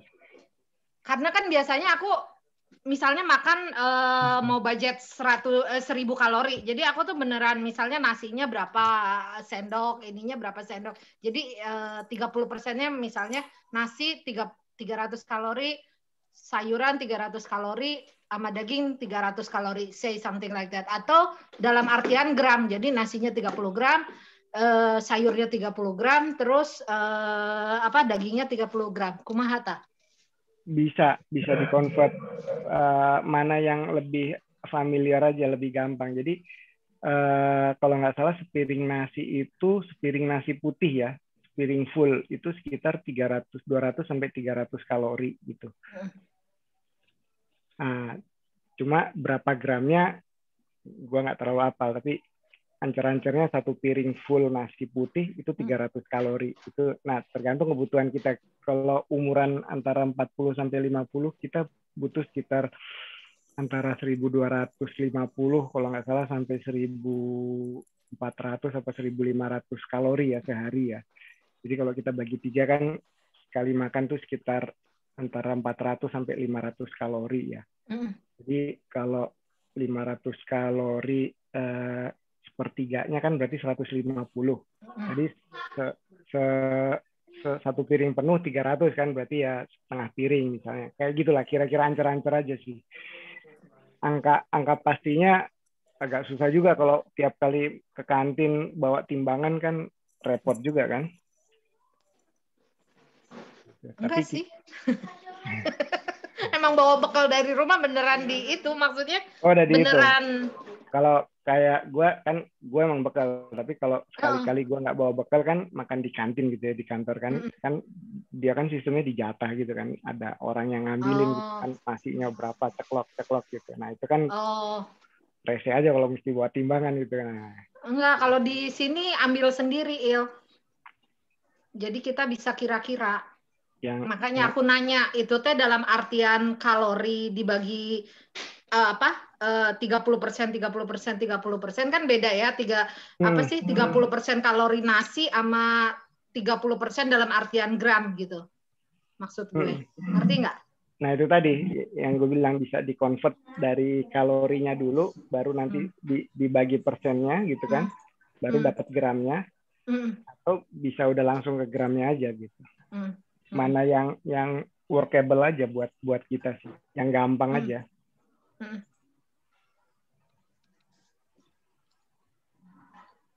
Iya. Udah 2 jam loh. Ada lagi yang mau nanya? Gue 2 jam belum tentu kurus lagi. Kira-kira 2 jam ngobrol sambil ngemil ini. Aku minum gin and tonic tadi. Orang anggas ieu keur mikir rek naon makan naonnya. Mail. Micin. Il. Itu selain dari kiri ke kanan lebih kurus, tapi kok rambutnya lebih banyak juga, Il. Asik. Kayaknya rambut perlu kita bahas setelah ini. Ya perlu dibahas lah. Wah, ada masalah rambut di BMKG nih kayaknya. Kalau rambut bukannya Peyang tadi yang udah berhasil ya. Kalau gue itu cuma masalah nyisir doang sih. Itu mah si Mail mah fotonya yang satu dimekarin, satu disempritin gitu doang ya. Jadi kalau yang itu jambulnya gue tutup kayak sekarang nih, kayak gue tutup gitu kan. Jadi nggak terlalu kelihatan walaupun bersinar juga sih. Itu kenapa ada Ciki Balls tuh? Ya hasil obrolan 2 jam itu anggar we si Noma dahar Ciki gitu. Kan mulai besok tomorrow terus. Mail berarti yang kayak beginian mesti lifestyle ya, nggak bisa cheating ya. Kan gue kalau diet biasanya Senin sampai Jumat, Sabtu Minggu yai. Kalau kayak gini mesti ini ya lifestyle beneran. Bisa lifestyle, tapi sebenarnya kalau mau cheating juga open choice sih sebetulnya. Jadi gini, kalau kayak gua waktu baru balik ke Indonesia kan, biasanya suksesnya itu cuma Senin sampai Jumat. Begitu Sabtu Minggu kan, entah ada kondangan, entah nanti ke rumah mertua gitu, terus kemudian dia masakan nggak dimakan gitu kan. Nah itu kan godaan-godaan juga kan, terus ditambah nanti ketemu orang, terus makan di luar dan sebagainya. Nah, yang kayak gitu ya kita kasih allowance saja buat tubuh dalam seminggu itu. Mungkin kalau mau ada satu hari Sabtu atau hari Minggu untuk cheating itu free choice saja sih. Either bisa weekly, bisa bi-weekly atau bisa monthly gitu, terserah sih. Tapi kalau yang udah benar-benar komitmen sih biasanya regardless mau hari apa sih, ya walaupun makan di luar kita bisa select juga sih, cuma makan sayur gitu kan resto sekarang banyak yang over cuma vegetarian menu juga ada. Gimana cheating mah daily lain weekly. belum kepikiran sih makan sehat. Ini sih apa sih? Kenapa? Ya sharing aja, gue awal tahun lalu sebenarnya ya makan nggak sehat-sehat banget, tapi ngurangin nasi apa segala macam, olahraga dikencengin. 3 bulan tuh turun 10 kilo gue. Iya betul. Jadi gue pola makan bener yang apalagi tadi pola makan yang lebih rapi ya. Gue aja pola makan yang mulai dibenerin lah. Nasi itu hampir nggak ada ya. Kalau mie masih lah kadang-kadang gitu. Jadi karbonya dari situ, roti kadang-kadang, roti gandum gitu. Itu lumayan cepet banget turunnya. Tapi begitu pandemi di rumah olahraga berhenti, terus gue jadi endorser kulin makanan gitu yang dikirimin lauk, sambal, bablas deui sih. Tapi ya udahlah, si Iman sama Irwan mah nggak usah diwaro, orang badannya pengen segitu doang. Jangan disuruh diet, abis ntar. Si Irwan mah malah pengen dilutin. Itu jadi badannya orang teh salahnya nyimak ieunya, ieu mah keur jadi kurus pengen jadi genut. Ada juga tipe yang ini juga untuk naikin berat badan karena pola makannya bener kan? Iya. Jadi gini, yang disuruh si Mail kamu balik semua. Jadi racun kabeh. Aduh. Pola hidup sehatin Maya bonusnya langsing gitu kan? Bonusnya. Jadi kalau apa? Tasino kerdahar nonde tahno kamu no. Oh enggak. Kayaknya berarti kalau misalnya mau gendut tapi sehat gimana tuh? Jangan gendut atuan berisi gitu. Kalau ada kan orang yang udah makan banyak tapi kurus aja kayak Irwan ini kan gitu ya. Kayaknya ini modelnya yang Fata kan ya. Fata itu kan kurus gitu kan. Kurus terus yang nomor pertama tadi ya. Yang nomor pertama tadi kan. Yang jalan makannya 5-6 kali nah, itu disaranin makannya tuh beberapa kali dalam sehari. Iya, 5 kali 6 kali gitu. Tapi ini hanya buat Iman sama Irwan, yang lain jangan ikutan. Ovi cici ngalah 5 kali. Gue kedengarnya itu doang, makan 5 kali, yes. Akhirnya semua nama dari udah 2 jam tadi itu ya didengerin itu doang. Makan 5 kali. Semua yang namanya dari I kurus-kurus, Lovi kita salah. Irwan, kecuali Indriatno ya, kecuali Indriatno ya. Karek ngomong. Indriatno mah kan dari Y. No. Terus iya, sorry ya si Iwan lagi konsul ya yang gendut. Udah tadi kan? Ya, tapi emang Ang kamu makannya nggak 5 kali, Ang? Harus yang kadang lupa makan. Lupa makan. Sebel aku mah. Tapi sekali itu ya jadi banyak aja makannya gitu. Sebanyak-banyak sih Irwan tetap aja banyakan gue. Tapi lu gimana, Man? Iya, makan mah makan aja. Ya, nggak lu tapi rajin kan? Lu kalau makan rajin. Kasian kan? Mbak udah masak kan. Lu manggil istri lu Mbak. Ya, multifungsi lah. Tapi ini Pak pengalaman gue ya. Jadi waktu itu kan gue nggak pakai olahraga ya. Jadi cuma si dietnya aja gue ganti kan langsung drastis gitu kan. Gue potong karbohidrat terus gue ganti sayur gitu kan. Makan sekenyangnya tapi sayur gitu. Nah itu dalam 10 bulan tuh sebenarnya gue udah turun 18 kilo gitu. Jadi waktu gue balik ke Indonesia itu gue udah kurang 18 kilo. Nah journey-nya sampai 30 kilo itu yang 12 kilo masih gue lanjut di sini.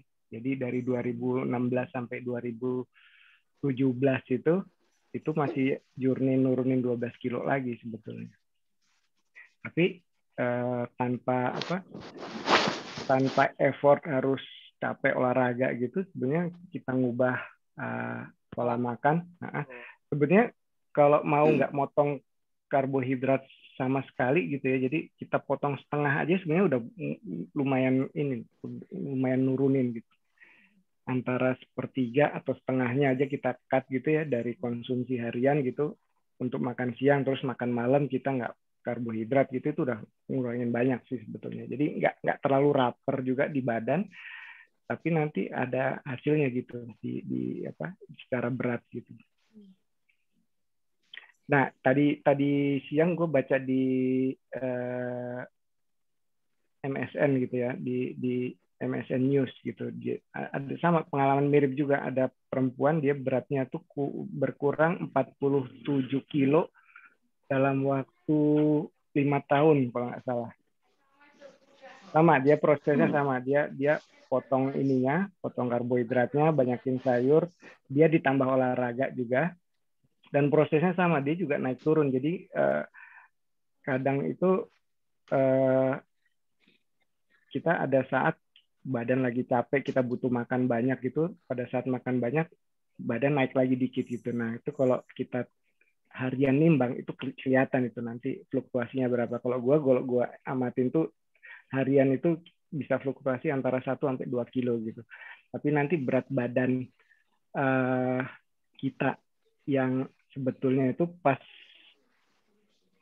kita nimbang setelah buang air besar itu yang jam 5 sampai jam 7, nah itulah berat badan kita yang terjadi sebetulnya gitu. Karena itu berat badan kosong sebetulnya. Jadi yang antara jam 5 sampai jam 7 usus besar itu bekerja, itu sebenarnya dia membuang sisa harian gitu. Nanti kalau kita udah berjalan cukup lama gitu, metabolisme kita berubah bagus, itu nanti even buang air besar itu bisa ngikutin setelah 4 jam setelah kita makan, 4 sampai 5 jam. Jadi kalau misalnya kita makan pagi jam 7 gitu ya, atau jam 8 gitu, nanti 5 jam, 6 jam setelah itu, jam 1, jam 2, itu yang makan pagi pasti akan keluar. Gitu.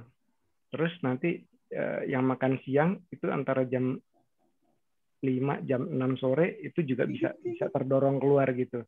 Itu kalau metabolismenya udah kembali cepat gitu kan, seperti bayi kan. Kalau bayi kan juga dulu apa yang dimakan nggak lama dia keluar kan ya.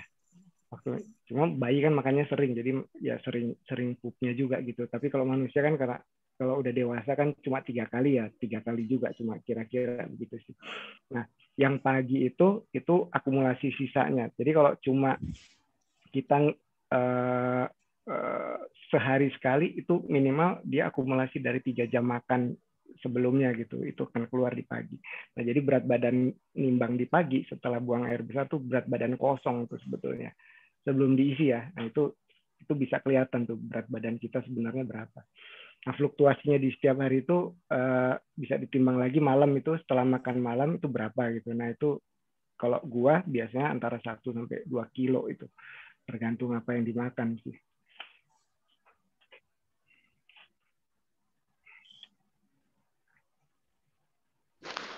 Kamu nggak bebanan ya, Yo? Makan sayur mulu kan ya? Enggak. Sama di chat, Nak. Oh, berarti ikut makan sayur dong ya? Biar nggak bebanan ya? Ubanan itu tanda dewasa. Kamu ubanan nggak, Il? Cina Il. Ada sih dikit. Nggak kelihatan aja. Ya rambutnya juga dikit mungkin. Rambutnya tipis juga sih. Sesuai dengan populasi. Uban teh karismatik. Asik. Il, tadi sorry yang slide karismatik. Il, tadi sorry yang slide yang ada itu gue kelewat pas ada telepon tadi. Yang ada frozen food. Itu kalau misalnya frozen foodnya itu udah kita masak, judulnya sama juga. Dead meat, dead food juga. Iya, kayaknya begitu. Cuma di poin yang itu gue juga masih makan frozen food sih. Jadi ya kalau istri gue masak juga kadang-kadang ada yang setengah dimasak dimasukin ke freezer nanti dipanasin lagi gitu ya. Di poin itu gue juga belum comply banget sih. Tapi kalau secara Ayurveda sih dibilangnya itu dead food gitu. Makanya sebaiknya makanan itu memang fresh sih. Jadi kita ada bahan segar gitu, langsung diproses, dimasak, dan langsung habis gitu. Jadi sekali masak, sekali habis gitu. Lebih idealnya sih seperti itu. Oh, atau mungkin ada food itu frozen food langsung dimakan gitu kali ya, langsung dikonsumsi. Ada juga ya kayak es krim kan sebenarnya frozen food yang langsung dimakan kan? Ya, itu maksudnya. Nah, itu juga sebetulnya kurang ini juga gitu, kurang bagus. Kurang dianjurkan. ikan langsung dikenyot gitu ya. Kalau di es ikan kan segar tuh. Es ikan dari freezer. ada juga gini kalau kita makan makanan yang terlalu spicy gitu ya, terlalu pedas gitu, terlalu sour gitu kan kadang juga buat perut nggak terlalu bagus gitu. Itu sebenarnya ada penetralnya gitu. Nah, kalau berdasarkan khasanah kuliner lokal itu timun itulah yang mendinginkan gitu. Makanya setiap kali lalapan selain ada selada, ada sayur-sayur dan lain-lain, pasti ada timun kan. Karena timun itu sifatnya mendinginkan. Nah, timun itu kalau di khasanah luar itu diganti dengan yogurt gitu. Kenapa produk dairy di Western food itu ada yogurt? Sebetulnya fungsinya sama untuk mendinginkan gitu. Termasuk kayak di India gitu mereka ada yogurt dan makan apa aja pasti ada yogurtnya kayak nasi biryani gitu kan. Nasi biryani itu kan nasi kebuli gitu ya yang sangat berlemak dan juga sangat spicy gitu ya. Itu nanti ada kuahnya itu dari yogurt dan daun ketumbar, raita itu istilahnya. Jadi kalau makan itu biasanya harus dicampur itu supaya balance, ngeblend. Jadi antara panas sama dinginnya itu jadi netral di situ. Nah itu bagus itu. Aku tuh malah nggak suka timun, kalau beli gado-gado teh tanpa kol, tanpa timun, salah satunya. Nggak ada penetral. Justru karena merasa dingin itu jadi nggak enak gitu. Kalau kol coba digoreng daripada kol biasa. Siapa tahu suka, Pi. Sehat. Kok kol digoreng sih? Kol goreng sama bebek. Kembung banget nggak sih? Tambah bebeknya itu loh. Kol goreng enak tau. Nah, sama aja kayak minyaknya hitam gitunya. Nah. Sama kayak itu kan apa sih? Makan pempek kan pasti di kuahnya dikasih itu kan potongan timun kan. Nah, ya itu sih gue suka pempeknya soalnya. Anggap aja begitu. Kalau orang tua zaman dulu tuh itu loh, kalau bulan puasa timun suka direbus gitu dimakan pas sahur gitu tuh, Wan. Wan Il. Itu bagus itu. Timun jadi katanya kalau jadi nggak direbus. Hangatnya. Dikukus jadi biar nggak panas dalam gitu. Oh iya. Jadi kalau mau makan timun doang gitu ya dikukus enak sih. Jadi dia dikasih panas jadi dia nggak dingin gitu.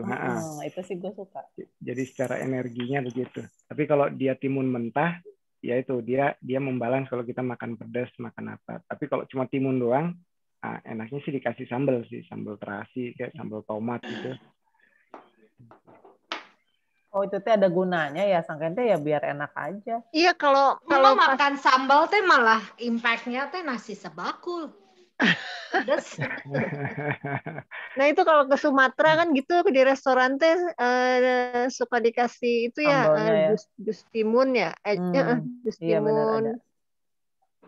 Kayak gitu. Jus timun, jus terong. Terong Belanda. Terong juga bisa mendinginkan juga sebetulnya. Oh terong juga. Pantesan ada terong balado ya. Iya betul. Jadi dia di Kesana lokal teh bener. Kesana lokal yang baik-baik aja, soto santen Mas Arwan-Wan sih. Iya kan bala-bala juga aku bilangnya vegetable fritter. Orang-orang lah, wow you are eating healthy food. Ya. Padahal mah, Oke, sudah malam baru dak, jam 10. Oke, nuhun pisan. Kita kan di share itu si Endah nanya menu sih. Oke. Keren sharingnya. Jadi tahu. Iya, jadi diatur aja kapan kita sop kambingan bareng ya. 212 dulu yang jauh dari kekerabatan dulu itu. 212 nggak jadi. 212 aja belum jadi ya. Bang aku dosa nih. Telat nge-recordnya, jadi pas tadi mau ngomongin siklus baru aku record. Si nanti harap no si Evita materinya nanti gue sharing sih. Nanti gue share aja sih nggak apa-apa. Antara mau kontak Maya lah. Ini teh rutin obrolan gini teh. Rutin. Bisa pertama kali mah tentang ini presentasi Ina, kamu you miss it. It's kita mah ini dah error tapi error gitu. Episode 1 udah berapa bulan yang lalu, ini episode 2 beberapa bulan kemudian gitu. Nanti rutin beberapa bulan. Ada episode ketiga. Rutin beberapa bulan kemudian ya, rutin tiap beberapa bulan, benar. Rutin tiap beberapa bulan. Ya, tuh kalau bikin webinar suka keren-keren tuh kontennya. Wih, hebat. Woi. Ya lu maksudnya. No. Oh, jadi Ina pengennya lo sharing. Dari sorangan. Ya, boleh lah yang sharing-sharing gitu, boleh. Seru. Matt, ngomong atuh Matt chat wae tadi mah. Matt udah mau pamitan. Ya wes Brodax nun pisan Ismail. Nuhun ya Mail. Mudah-mudahan bermanfaat. Ini sangat bermanfaat. Mudah-mudahan kita punya kekuatan untuk mempraktekkan. Sangat bermanfaat. Ulang-ulang biar ingat. Untuk teman-teman bermanfaat. Bermanfaatnya tidak pasti. Bermanfaatnya udah pasti. Tapi mau dipakai apa enggak? Semoga kurus ya. Semoga turun 30 kilo. Mirip Jello dah. Amin. Body goal Jello nyafinya. Body goal itu yang turun 30 kilo pinggang ke bawah doang gimana Pi? Pinggang ke atas tetap susah itu. Gampang. 30 kilo bawah doang. Gampang. Gimana Gelo dasar bel. Tapi tetap aja gimana caranya turun 30 kilo bawahnya doang. Kagak ada lemaknya di situ. Mail yang bisa turun banyak yang kalau eksesnya banyak kan. Kalau yang eksesnya dikit ya turunnya juga nggak bisa banyak dong. Bentar, tapi Mail turun 30 kilo body masih keren. Karena Mail olahraga. Kalau enggak kan burayut di mana-mana. Mail nggak punya tete.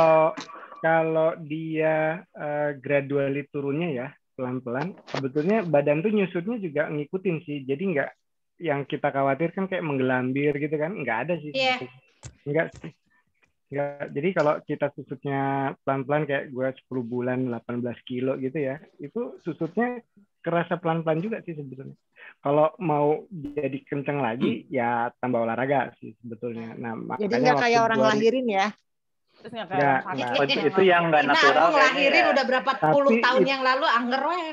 Tapi itu pun sebetulnya nggak ada sih. Jadi perut nggak kelihatan gelambir juga sih.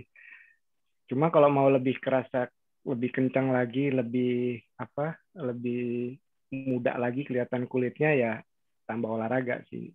Yang makanya gue 2017 mulai olahraga lagi sebenarnya itu aja sih. Supaya kencang lagi. Tapi nggak gelambir sih sebetulnya. Kencang lip. Gimana caranya? Oh iya itu.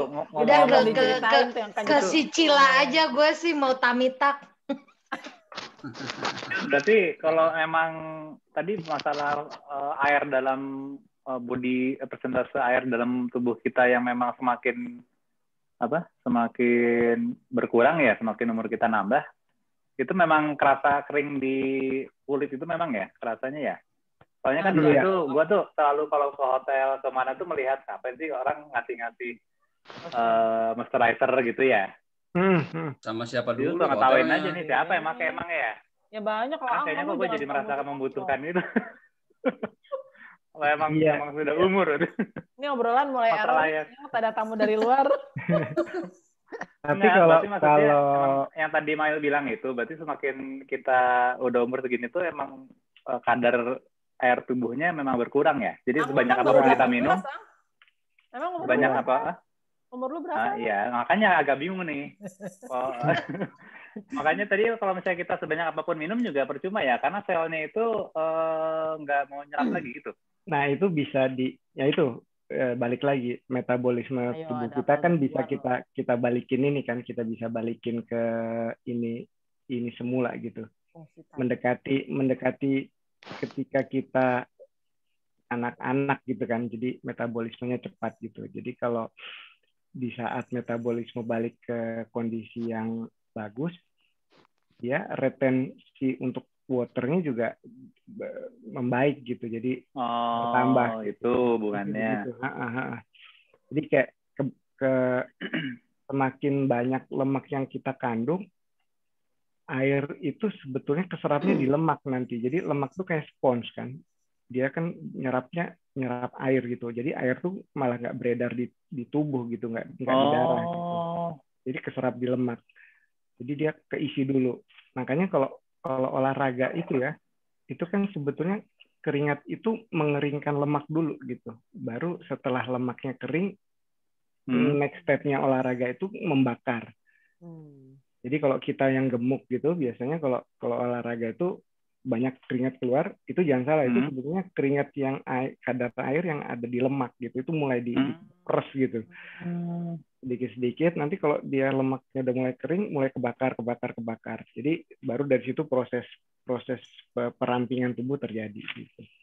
Oh, itu makanya kenapa kalau orang lebih gemuk tuh lebih cenderung gampang keringetan tuh itu ya, bukan keringetan sebetulnya, emang karena ngeluarin dari kandungan lemaknya dia gitu, airnya. Dan orang gemuk juga cenderung banyak minum kan. Oh iya.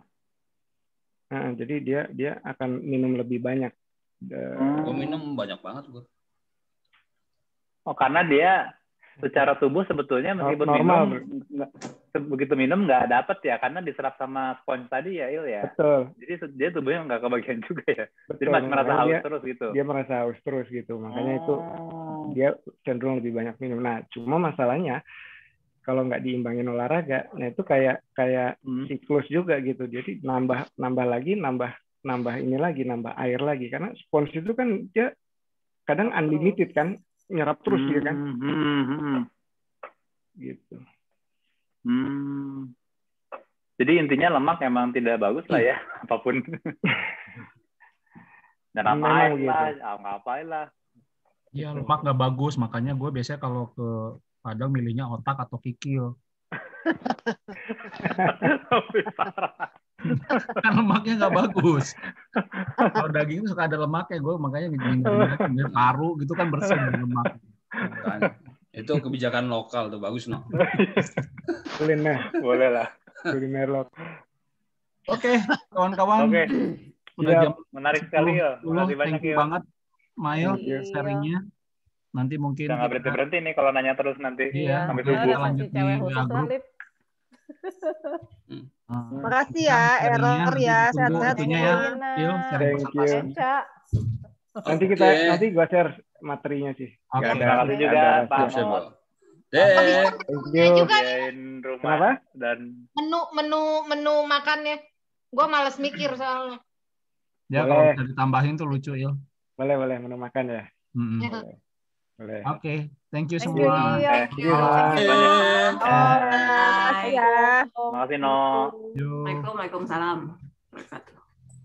Ya foto, Iya.